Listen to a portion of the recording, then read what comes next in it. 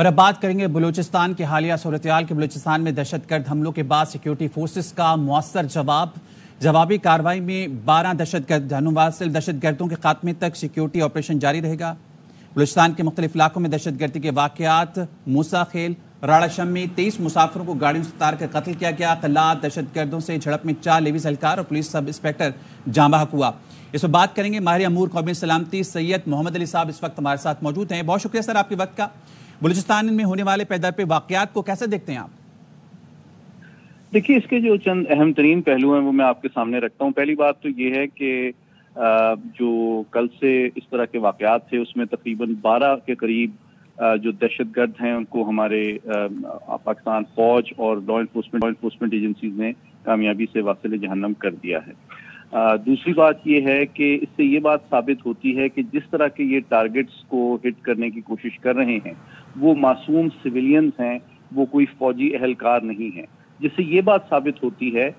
کہ وہ پاک فوج کی اہم تنصیبات یا ان کے سیکیورٹی کے حصار میں پینیٹریٹ کرنے میں ناکام نظر آتے ہیں، اور اب انہوں نے حکمت عملی میں تبدیلی لائی ہے اور وہ سافٹ ٹارگٹس کو ہٹ کرنے کی کوشش کر رہے ہیں۔ تیسرا پہلو یہ ہے کہ اس میں وہ کوشش کرتے ہیں جو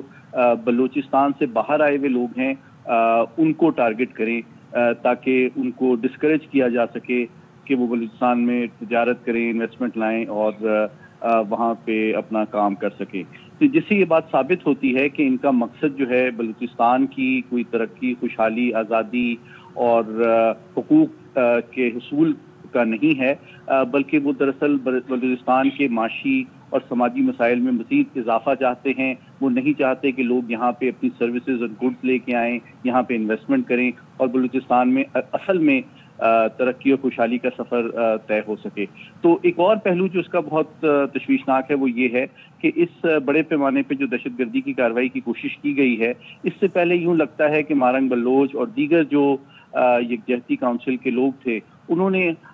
ایک طرح سے دہشت گردی کے لیے فضا کو ہموار کرنے کی کوشش کی تاکہ ایک غم و غصہ پیدا کیا جائے جس کے تحت پھر ایک بڑے پیمانے پہ دہشت گردی کی کارروائی کو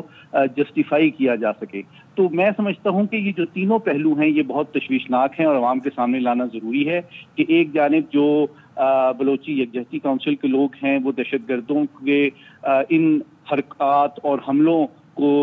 جسٹیفائی کرنے کی کوشش کر رہے ہیں، دوسری جانب یہ کوئی افواج کو ٹارگٹ نہیں کر رہے، اس میں یہ ناکام ہیں اور یہ معصوم سویلینز جو ہیں ان کو ٹارگٹ کر رہے ہیں، اور تیسری بات اس سے یہ ثابت ہوتی ہے کہ ان کا اصل مقصد بلوچستان کی ترقی، خوشحالی اور سلامتی کو نقصان پہنچانا ہے، ان کے کسی قسم کے حقوق کی داد رسی نہیں ہے۔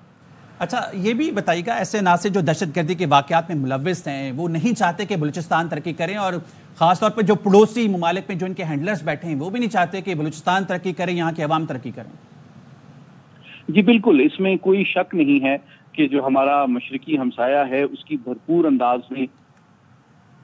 پشت پناہی حاصل ہے اور ان کی پوری کوشش ہے کہ بلوچستان کو جو اس خطے کا ترقی کا ایک سب سے بڑا مرکز بن سکتا ہے، نہ صرف بلوچ بھائیوں کے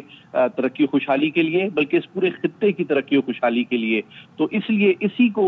ناکام بنانا، اس کے لیے روڑے اٹکانا اصل میں بھارتی ایجنڈا ہے جس کے لیے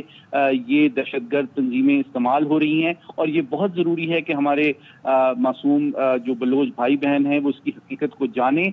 کہ ان کی ترقی، خوشحالی اور سلامتی کا جو سفر ہے وہ پاکستان پہ ڈیپینڈ کرتا ہے۔ پاکستان کی ترقی بلوچستان کی ترقی ہے اور بلوچستان کی سلامتی پاکستان کی سلامتی ہے، اور بلوچستان کو ترقی اور سلامتی کے راہ پہ ڈال کے ہی پاکستان بھی ترقی کر سکتا ہے، یہ خطہ بھی ترقی کر سکتا ہے، اور جو لوگ پاکستان اور بلوچستان کے دشمن ہیں وہی دراصل ان حرکات کی پشت پناہی اور سرپرستی کر رہے ہیں۔ ٹھیک ہے، بہت شکریہ۔ سید محمد علی صاحب ہمارے ساتھ موجود تھے، ماہر امور قومی سلامتی۔